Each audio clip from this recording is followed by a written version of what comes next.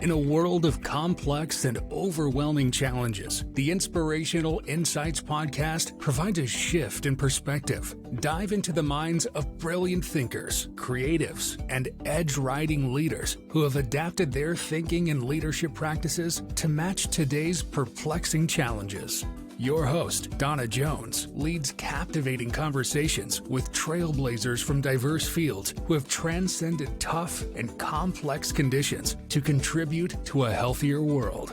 Can we collectively break old habits to reinvent the human work-earth relationship and support the vitality and diversity of all life? Harnessing agility, embracing possibilities. Welcome to the journey. I'm excited today to have a familiar guest, Rod Collins, who's just about to release a book called Nobody is Smarter Than Everybody.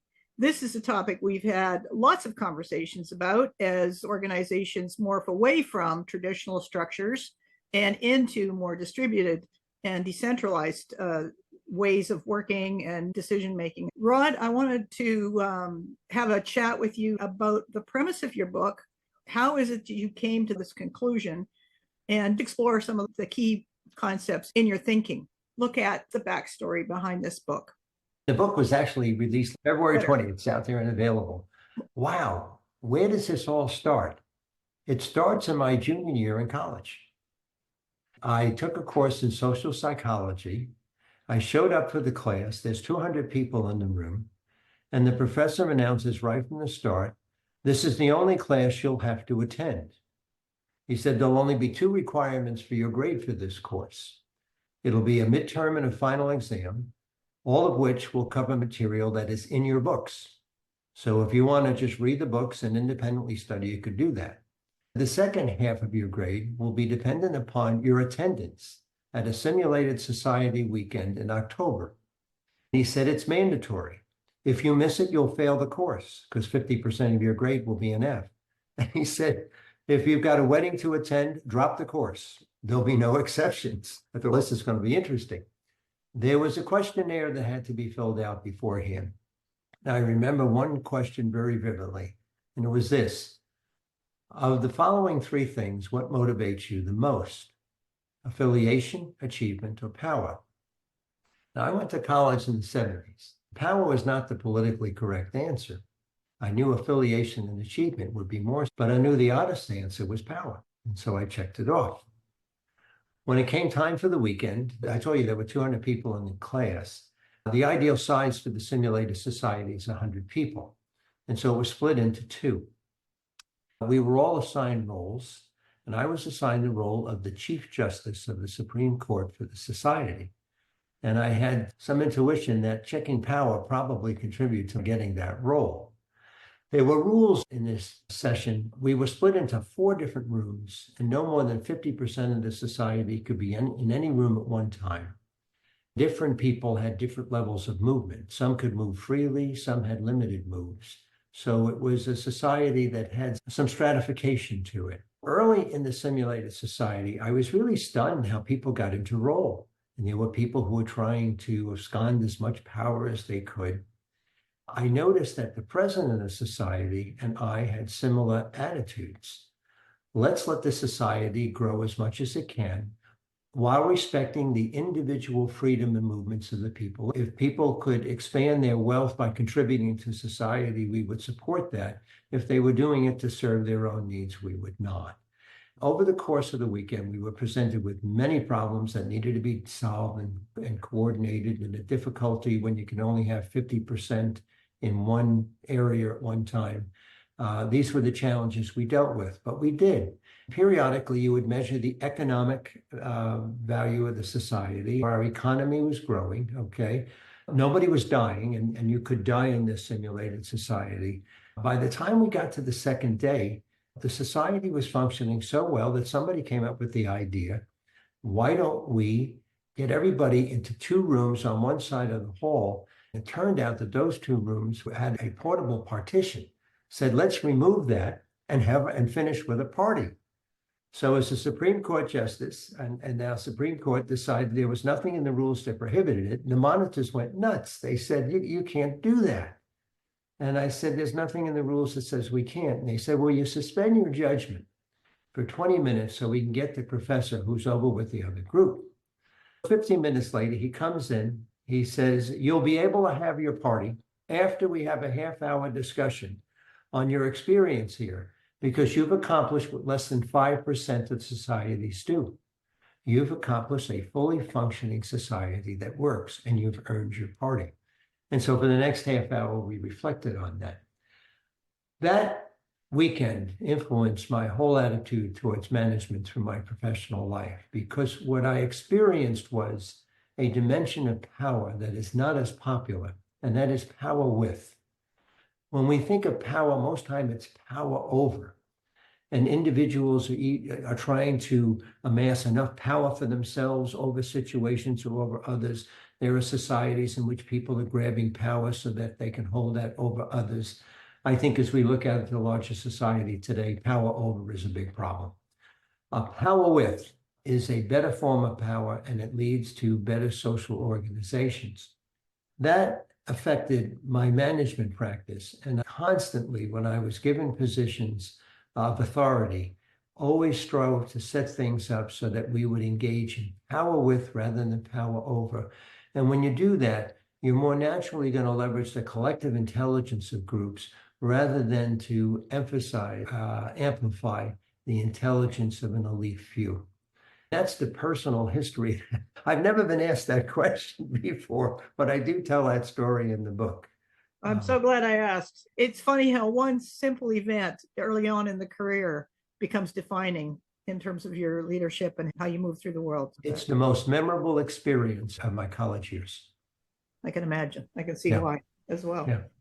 All right. So when you look at the larger, right now, it's a bit discouraging in terms of power over, as you said earlier, that dynamic is quite disturbing. And yet there's a certain population that is quite happy to be subservient to a authoritative power, one that has all the answers and can dispense it like a parent would in some cultures. What do you see is going on there that compels a bit of investment into becoming more sovereign with respect to ourselves as it moves into a collective intelligence environment, which is inevitable from a business point of view, but from a societal point of view, there's still lots of options. Before commenting on the society, let me comment on the premise first, that there's a large number of people who will have authority and be told what to do.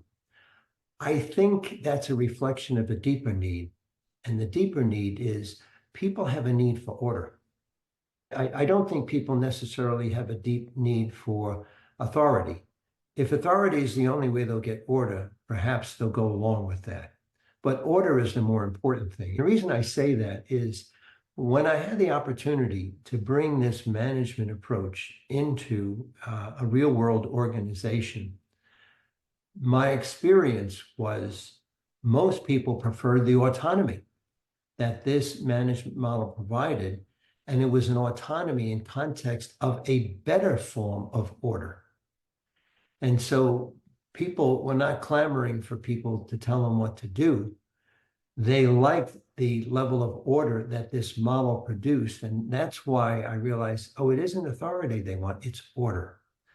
And the better the order, the more likely they are to remain. And in our particular division, where we put this in place, our turnover rate was below 3%, which is remarkable.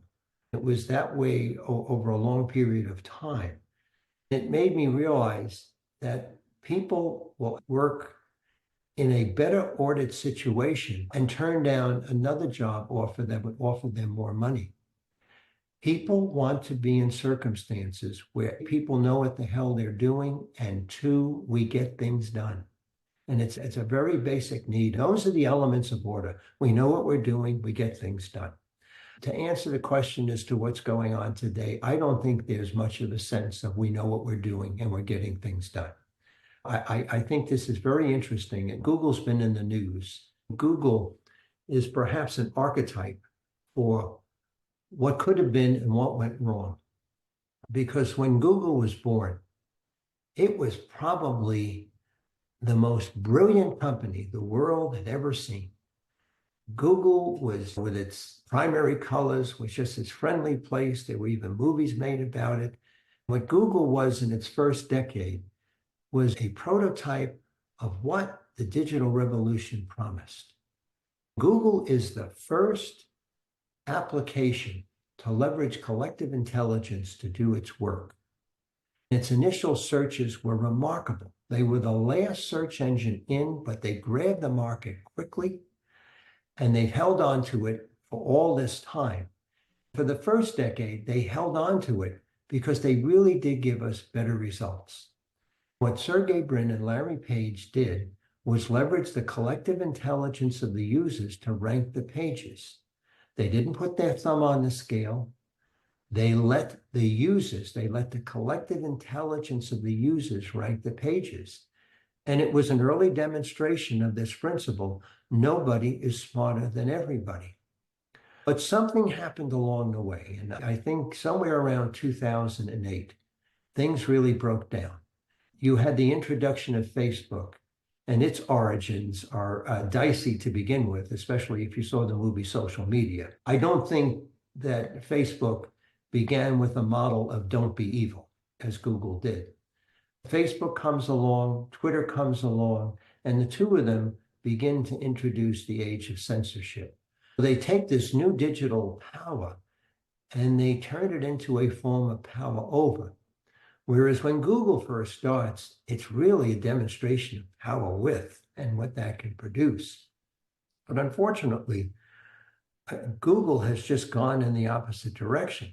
And it's in the news these days because it's got to pull Gemini back, because Gemini is, quite frankly, reflecting the conscious or unconscious biases of a particular group of people who work there and are using their influence and authority to color what Google's producing. It's the exact opposite of collective intelligence. It's the imposition of a particular point of view upon a larger population. And I think Google needs to be careful, because great companies can fall. And if Google does not go back to its roots, we're likely to wake up one day and find it's gone. Because all we need for Google to go away is for somebody to invent a search engine, once again, that leverages collective intelligence, tackles the idea of a revenue model. Perhaps advertising is not the best revenue model, because one of the problems with advertisers is they can capture media. Capturing media exerts a tremendous power over. And so if somebody comes up with a better revenue model, not depending upon advertising, free to leverage the collective intelligence of its users, if they combine it, for example, with a form of cryptocurrency. Because another problem with Google today is it is a feudal society. We've returned to feudalism because all of the value in Google is produced by the users. If there were no users, Google would be worth nothing. And yet none of us are compensated for the value that we add to Google. All the value goes to the employees and the shareholders. Hence, we have a form of digital feudalism. So somebody comes along, creates an equally valuable search. Actually, I think today you could create a better search, go back to Google's original model, pay people through cryptocurrency. They could put Google out of business in no time flat. And larger companies and more successful companies than Google have fallen by the wayside. Do we remember Kodak? And I think this is a cautionary tale. I think as we go forward, I do believe in the end that the earlier versions of the digital revolution will return, that we will once again leverage collective intelligence, that we will for the first time have artificial intelligence, because we don't have artificial intelligence today. What we have is artificial information. And we should not confuse information with intelligence. Information are points of view. Intelligence, true intelligence, is the bringing together of different perspectives and creating knowledge, where different points of view are welcomed and where they learn from each other. That is what artificial intelligence will be. So we've not seen it yet. But I think when we do see true AI, and there will be a true AI, It will return the digital revolution back to its first decades when it had so much hope. And I think this will also affect organizations. The top-down hierarchy, its days are past. It's an idea that's past because the world is just moving too fast. All of the rancor that we're seeing in society today, it's really the death knell of the hierarchy. They say when the sun dies, it just expands and it just gets very big before it goes away. I think we're seeing that now. The top-down hierarchical model is getting very big before it goes away. The very thought that many people are using Gemini to write their books and so forth is quite frightening when you consider that worldview sitting behind it. I appreciate you covering that. That's very helpful. Yeah. And I think also what it marks is a shift in where we stand, being very clear about what you stand for versus not stand for. I think there's has to be a fundamental anchor of who am I in relationship to this behind the scenes manipulated perception or manipulated worldview. It's always recognizing that, okay, this is what I'm seeing, but what's really behind it is something else. When you look at business, let's just look at that for a second. What do you see? Because there's been a longstanding resistance toward distributing power. There's been a fear around losing power over others instead of recognizing that you gain power by being in control of yourself, you know, by bringing yourself into a higher level of self-awareness and therefore leadership. What do you see in that regard? For the purposes of context, Rod was the former COO of in Blue Cross Blue Shield in the U.S. You know, you've seen firsthand how people can take that and turn it to their own ends. What is the biggest fear facing these individuals now, and what's the biggest opportunity that goes with it? I think the biggest measurement indicator of the future of top-down hierarchical management structures is the Fortune 500 and the decreasing length of time in which companies are on that list. 40 years ago, you could be on that list for 40, 50 years. The command and control management model was solidified because if I could dominate the market through efficiencies, and anybody who comes along with incremental change, I can watch them experiment with it, perfect it, and then bring it into my model at a more cost-effective and a more product-effective or operationally effective way. I'm going to dominate the market. That's what companies in the 20th century did. And they stayed on the Fortune 500 list for decades. Now, companies are dropping off in less than a decade. And why are they dropping off? They stay as long as their product model is viable. The business of tomorrow has got to have the capacity to evolve from product model to product model. So let's take a very real example of two types of companies. One represents the past, the other represents the future. And the two of them almost intersected. And it's Blockbuster and Netflix. Blockbuster was the king of videos. They just dominated, I believe, all of North America. I know they dominated the United States. I suspect that they were in Canada as well. They were operationally efficient at providing VHS and beta tapes that you could rent.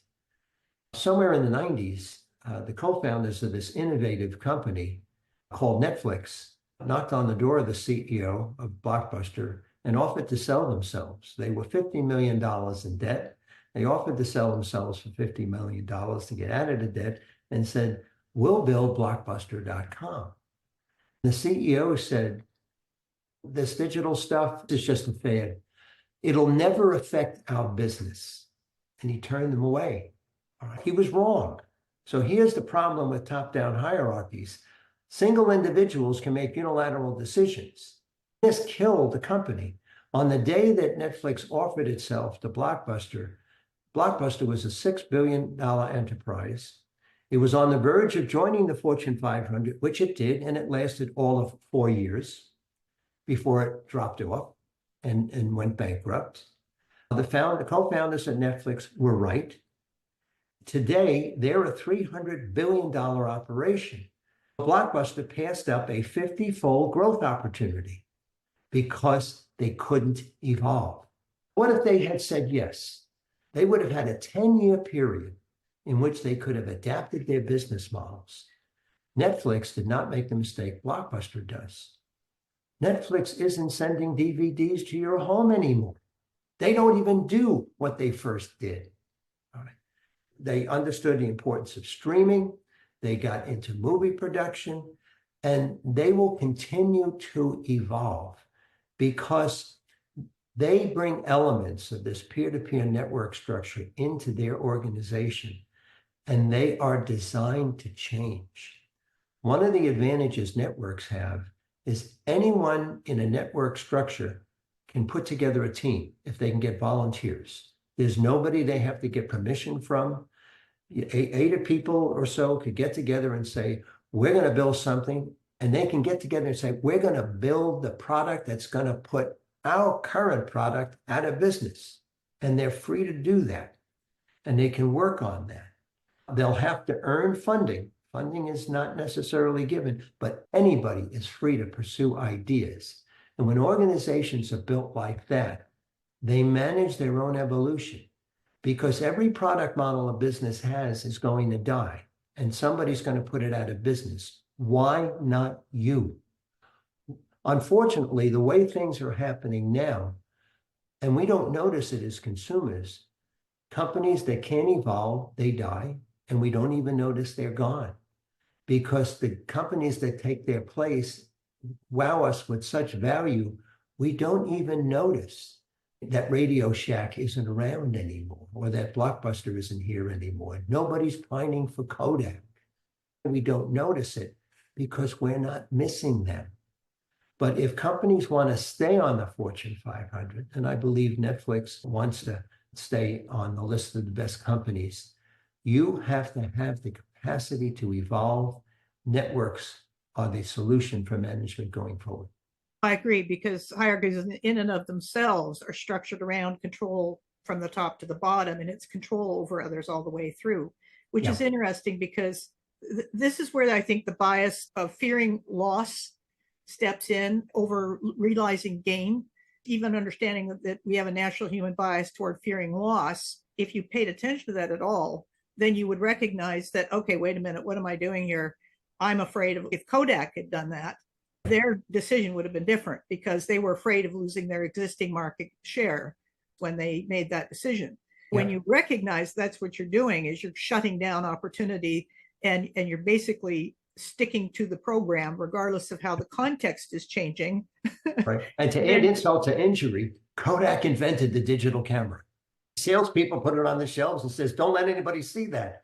We're in the business of film. I can remember when I was writing a script, I think it was around 2008 or so, it was the film industry that came to the rescue of Kodak because there were certain directors that did not want to use digital. They wanted to use the older format, and they basically rescued Kodak at the time. Our environment right now calls for a lot of adaptive thinking. I call it adaptive minds. That's my version of it, but it's very much around how do we adapt ourselves to meet the challenges of today.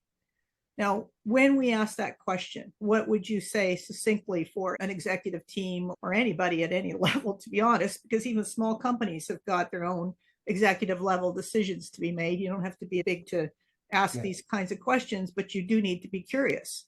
What kind of questions would and should senior level folks or mid-level folks be asking to address these underlying changes?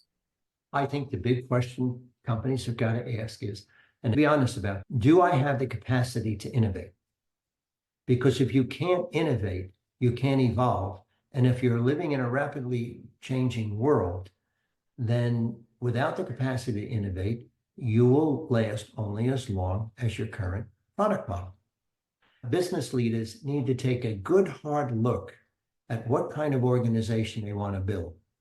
The peer-to-peer network and the top-down hierarchy are not equal alternatives. The peer-to-peer network is superior.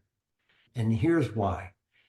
An organizational model will have a fundamental design principle that informs how it answers 2 questions. Those 2 questions define your organization. The design principle of the top-down hierarchy is trust authority.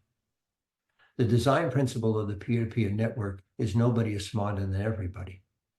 Now, as a side comment, It's interesting. Here in the United States, okay, the number one concern among the population is our open border. And it's reached a point where it's disturbing people. The second thing on the list is people don't trust their government at levels we've never seen before in the United States. I'd say this is really reflective of what's happening in the Western world. We are questioning the design principle of trust authority. We've just gone through a pandemic episode where the authorities misled us, misinformed us, and engaged in a level of censorship that none of us thought would be possible in a free society. And all of these have led to an erosion of authority. I think there's a silver lining in that, because if the general population is moving away from trust authority, then they're open for a better design principle for organizations they either work for or in which they live. I would offer that nobody is smarter than everybody is that better design principle. Now, how do these two models answer two basic questions of an organization? Those two questions are, who decides? How does power work? In a hierarchy, who decides? It's the elite few. And they tend to be experts. Experts are knowledgeable about the past. When the past is a proxy for the future, as it was in the 20th century, expertise works. But when the past is no longer a proxy for the future, you got trouble, because experts know about the past. But when the future is different, this is why innovation is so important. Experts are not necessarily good at creativity. What you need for creativity is bringing together different perspectives, sometimes apparently opposing perspectives, because they lead to breakthrough thinking. We combine A and B that we thought could never live together, but when we really thought about it, we identified this element C. You put A, B, and C together, and wow, there's a solution that everybody could live with. We've all had that experience. Nobody's an expert in that. That's why you need to tap into nobody's smarter than everybody. So in a network, who decides? Everyone. There are no powerless people in networks. But you don't have 2/3 of your employees not engaged in their work like happens in hierarchies. Who are the 2/3 in hierarchies not engaged in their work? They're the 2/3 of people who don't have any power. People have a need for a certain amount of autonomy and power. It's a high need. Yeah. Everyone on the team helps to contribute to decisions. You get better decisions in teams because you correct for the unconscious biases that happen in top-down hierarchies. Because when you can't challenge the boss and the boss is acting out of an unconscious bias, you're stuck with that. But when you're in a team and you can challenge each other, then these unconscious biases can be surfaced, you can work them through, and then you can work to a more reasonable and more intelligent solution. The second attribute, the second question we've talked about already at the beginning of our discussion, how does power work? In hierarchies, power is a function of force. It's coercive power. It's legitimate coercive power. It is the ability to command people to do what they otherwise would not choose to do. In networks, power is a function of an entirely different attribute. Power is energy. It's not coercive power. It's synergistic power. It's not a priori power assigned to positions. It's power that emerges from the activity of the group and expands itself into the marketplace. That's why a company like Netflix grew to 50 times what Blockbuster was, because they're operating on some form of synergistic power. They're constantly in touch with their customers. They're not operating within four walls. Their world is not about what's my position in a company. Their world's about, so what's my position in a marketplace? What are new ways to create value? How do I stay connected with customers as things are changing? So having everyone involved in decision-making through teams and power being a function of synergy rather than coercion. And when your design principle is nobody's smarter than everybody, these are the ingredients that help a company to innovate. Those who can innovate can stay on the Fortune 500 for decades. That makes perfect sense. By the way, I need to thank you for explaining why I get allergic to the word expert, because every time I hear somebody say you're an expert, I just go, I don't want to be one. That's not what I'm trying to be at all. Experts are valuable because we need to bring information about the past into our discussion. It's just that can't be the exclusive information anymore. That's why we don't have artificial intelligence systems, because we're not creating knowledge, okay? Yeah. We've got a bunch of self-appointed experts working for big tech firms who've decided they're smarter than everybody else, and they're going to impose their information on you. I'm certainly not going to call it their intelligence, because we're not getting intelligence in these, quote, AI systems. We're getting sensoriously protected information. Any system that censors is not intelligent. It's fearful. By definition. Quite fearful. One of the artists on LinkedIn put out this lovely illustration, which I haven't yet used in my writing, although I received permission, but it was called the iceberg of ignorance. The top level is what the executive teams are working with, is the ignorant part, and because all the other information is resting in the bottom. I think there's something telling about that. You can live in a reality, but it's a bubble of reality. You have to be self-secure and trusting enough to be curious and open up the walls and just say, tell me, help me understand this. You have to be able to ask those inquiry-based questions. Yes. So that you can bring in these diverse intelligences to bear on a particular question that the organization is asking, or that we need to face in the world as well. The other comment I'll make is when you mentioned about order. Yeah. Humans, I've noticed just walking around, humans are very uncomfortable with mess. And it's not that mess is good, but mess serves a purpose. The more we cut our lawns and manicure and trim or replace it with artificial, and then at the same time, we've got this insect crisis that comes from removal of exactly that kind of messy habitat. We're the architects of our own demise simply by not being able to decide or discern what's a mess from what's a creative space. And this is a very important point. You remind me. One of the things I did when I was inside the Blue Cross Blue Shield organization, I led a business alliance of 39 separate companies, and that's a challenge, okay? We invented this process called a collective intelligence workshop because we really believed nobody was smarter than everybody. So we get a microcosm of the business in the room in the presence of about 50 people. We would mix levels and departments, and we invited all points of view. Whether we agreed with them or not didn't matter. We needed all points of view in there because you need that for the ingredients of creativity. When we would do these sessions, they were usually about 2 days, but somewhere towards the latter part of the morning, we really unearthed a lot of things, because in a network, there's no unacceptable information. We're bringing everything out, and you could feel a level of uncomfortability in the room. And as the facilitator of the process, I could look over the room and say, is everybody completely overwhelmed right now? Do you feel like this is far worse a problem than we thought now that we've dug into this, and you can't see any way out of it, and you're experiencing a tremendous sense of chaos? And I would see all the nodding heads in the room, and I would say, good, we're exactly where we need to be. Because in every project, there are two phases. Our only choice is the order. The phases are chaos and order. Why do traditional organizations get it backwards? They go to premature order, they wind up with chaos. I said, we are experiencing the chaos first, and from that will come the order.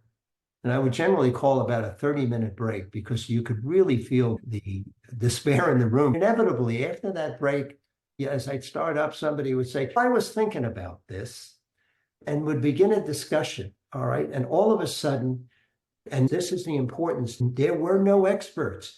This person's making this observation. Another person's making another one. Someone says, let's combine this. Let's bring in this. This is why the microcosm in the room, the network is in the room. And all of a sudden, we hit the solution.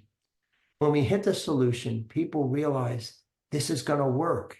And as much despair as they experienced before the break was the absolute joy they had when they realized we have licked this problem and it's going to work. Remember, people have this need to be with people who know what they're doing, and when we do things together, they work. That's what would come out of the collective intelligence workshop. Everyone left the room saying, I just spent time with people who know what the hell they're doing, and what we've come up with is going to work. And the beauty of it was it transferred immediately to people who weren't in the room. I think the beauty of diversity of perspective, of thinking, is that there's a place where it's just pure acceptance. Yeah. You don't have to agree, but you do have to be able to entertain. I think there's another principle that runs out there that says something like strong positions loosely held. It always allows for an opening that you hadn't considered. In the same categories, don't believe everything you think. There's a number of places where you could do a little check stop in your head when you're in the moment and go, wait a minute, am I fully believing everything I'm thinking? Because if so, I'm blind to opportunity at the moment. I'm blind to insight. I'm blind to seeing what's coming down the road. That's the other thing I appreciate about what you were saying about chaos and order. Chaotic environments have order. Yes. It's implicit, it's subterranean, but it's there. This is where emergence comes from. It's just more a matter of being patient. And that takes a level of trust in yourself more than anything else. It's not about trusting others until you trust yourself.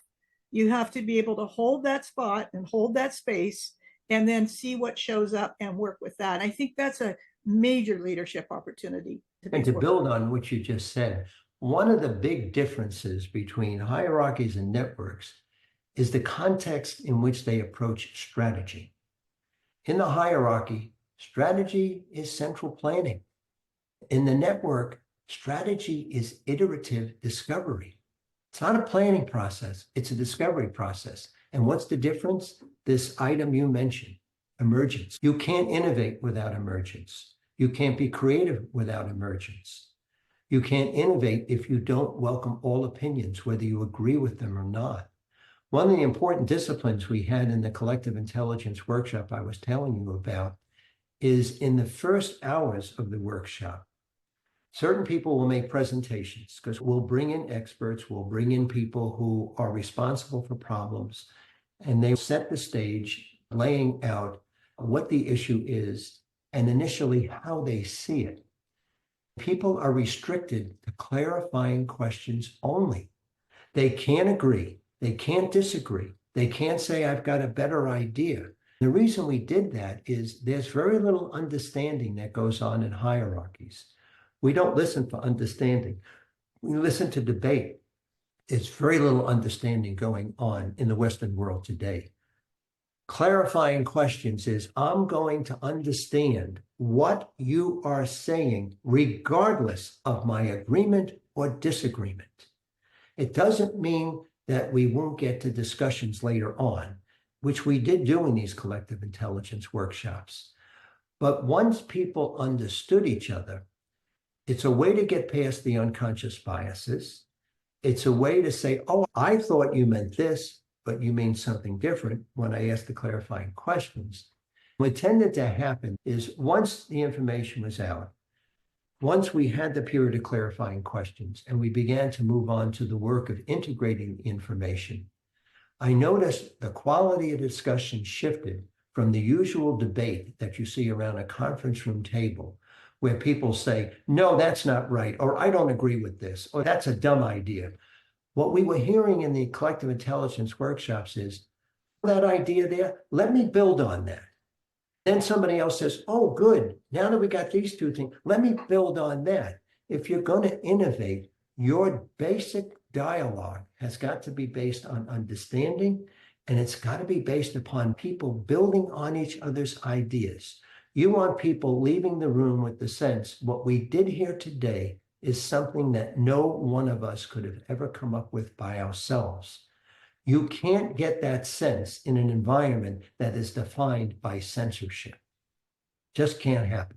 Yeah. Censorship is the greatest danger facing most corporations today because it's going to kill their ability to innovate and think. Censorship is the pathway to ignorance. Yeah. Okay? Yeah. Respect for all different points of view doesn't mean you have to agree with them, okay? But you have to respect them. Where you tend to land is we'll have solutions of common ground and we'll pursue those together while maintaining our differences in other spaces. That's how regular societies normally work. I saw it happen in business with great success. Yeah. Yeah, I love that, Rod. I really do. What would you see as advice or as a heads up for the executive tier in traditionally run organizations that are really struggling with the idea, for example, that if I just hang on until I can leave, or if I can just hang on and get my whatever, my pension, whatever the rewards are for hanging on, what would you say to them? Because there's a number of companies where you've got a young cadre of people coming up. They're either wondering what the heck is going on because their expression is being suppressed under the existing system. They don't have a voice. They put forward great creative suggestions and they get shut down. Or someone decided to sing the same hymn book and hope it gets them through. What kind of advice would you give to the blockers, the ones that are afraid to let go and to trust themselves in their capacity to adapt going forward? For those who are in established organizations, look for opportunities where you can design your work processes as networks rather than hierarchies, where you can set up cross-functional teams, do that. Where those teams can share decision-making authority, do that. Don't put somebody in charge of the team. Let the team self-manage itself. It'll be challenging because there's a long history in hierarchies. I really would be more interested in directing the advice to people who are starting companies, startups, because they are on the front edge of innovation, and to advise them on how they can maintain that decade after decade, especially if they're interested in building a company and not working towards an exit event. All right. When your company, if it's successful, begins to approach 50 people, you're going to feel the need for a formal organization. I always say the management model of the typical startup is the dysfunctional family. And I'm not being pejorative in saying that. Most of us were raised in them, and thank God, because we developed coping skills that have served us as adults. The worst thing you can do to a kid is put them in a perfect family. They don't learn coping skills, and they're handicapped when they get into the real world. As you hit 50 people, you're going to need to organize. Don't build the top-down hierarchy. That is the moment in which you can build a peer-to-peer network, organize around teams.